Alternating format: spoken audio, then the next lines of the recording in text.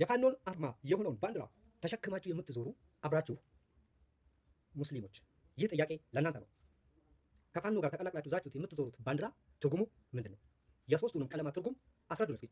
ይህ ባንዲራ የቤተ ክርስቲያን የኦርቶዶክስ ቤተ ክርስቲያን አርማ አድርጋ በየበዓላቱና ቤተ ክርስቲያኑ ቆርቆሮም ግድግዳውም ግቢውም ይሄው ባንዲራ ነው። ይሄው ቀለም ነው። የዚህ ባንዲራ ቀለም የሚቀባው ይሄ ባንዲራ ነው። ልሙጡ ባንዲራ ትርጉሙ የፋኖ አባል አንድ የፋኖ አባል ብትጠይቀው ልክ ቤተ ክርስቲያኗ ተርጉማ እንደምትነግረን ሁሉ ተመሳሳይ ትርጉም ነው የሚሰጠው። አንተ መሐመድ ሁነህ ስም አህመድ ሁኖ ሙስሊም ሁነህ ላኢላሃ ኢለላህ ሙሐመድ ረሱሉላህ እያልክ ይህን ባንዲራ ተሸክመህ ስትሄድ ትርጉሙን ስጠይቅህ ምን ብለህ ነው የምትነግረኝ? የአብ ወልድ መንፈስ ቅዱስን ሶስቱ ቀለማት የሶስቱ ስላሴዎችን ተምሳሌትና ትርጉም አድርጎ ነው እነሱ የሚተረጉሙት። ያን ነው የምትነግረኝ አንተ? ያን ነው ወይ የምትነግረኝ? ይሄን ብቻ አንተ ሙስሊም የሆንከው ፋኖ ውስጥ ያለህ ሰው ሆይ ንገረኝ እስኪ። አትከፍርም? የዚህ ትከፍራለህ ወይስ አትከፍርም?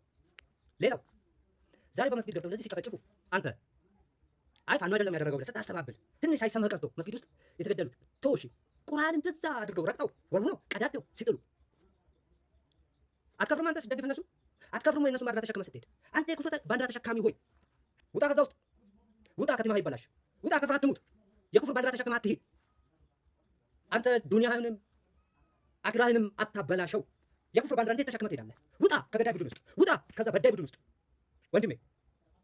ጊዜ ሳይሄድብህ ቶብተህ ሻሃዳ ይዘህ ወደ እስልምና ተመለስ። ፋኖ መቀላቀል ኩፍርና ኩፍር ነው።